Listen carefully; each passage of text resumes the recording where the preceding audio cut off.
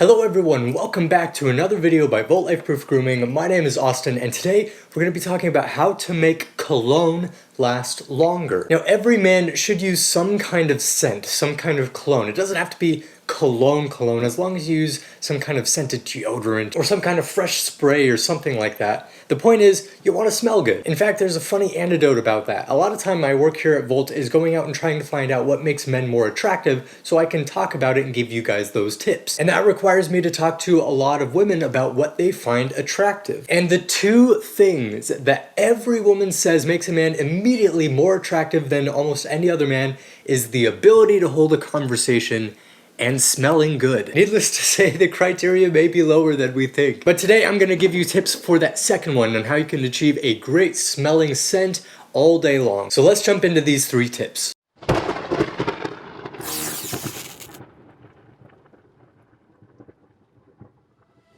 Alright, now tip number 1 is to moisturize with lotion before applying your scent. Now preferably this is going to be a fragrance-free lotion, and that's just going to ensure that it's not competing with any of the scents that you choose, and it just becomes a little more versatile.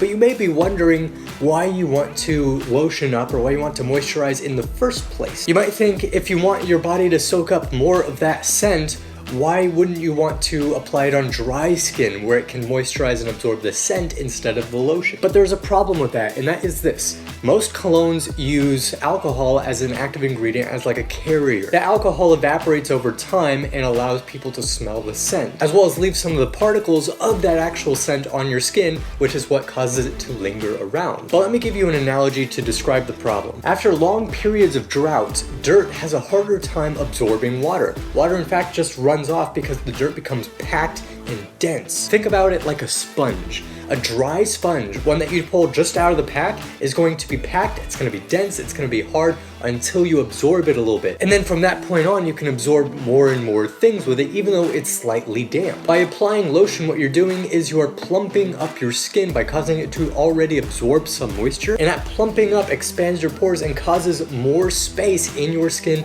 to absorb things. And that extra space in your skin is going to be critical for getting the cologne to soak in well and to last a long time.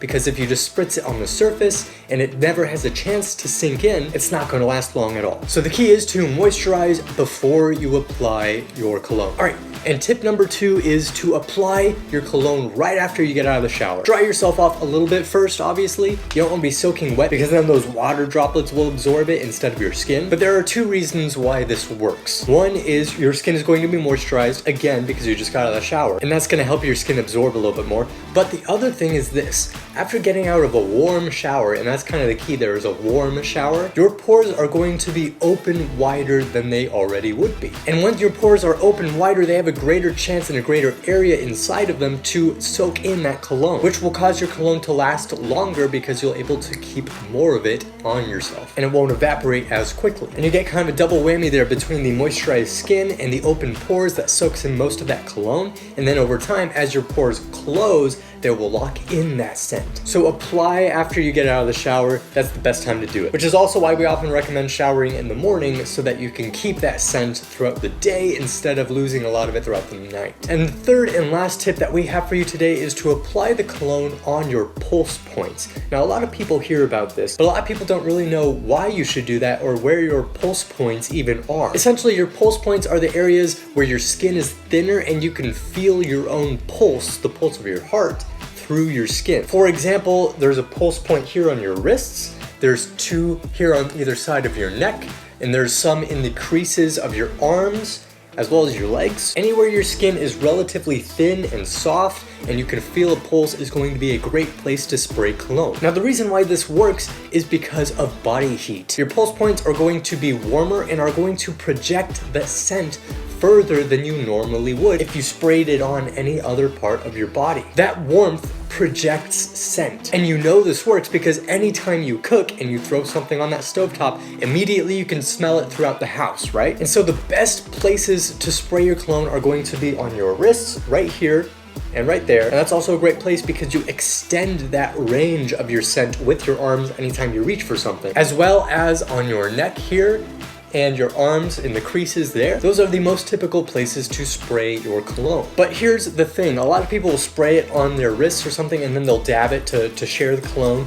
Don't do that. You don't want to use too much cologne. You don't want to spray it on every pulse point in your body. That would be just way too much. You should only really ever need to use 2 sprays of cologne at any given time. But what happens is when you dab that cologne, you're essentially spreading it throughout a larger surface area, and it's not going to soak in because you're not giving it a chance to before wiping it off to something else. So what I would recommend is this. Choose one wrist and one side of your neck, preferably opposing to get the most range. And that should be all the cologne you need, and then just don't touch it.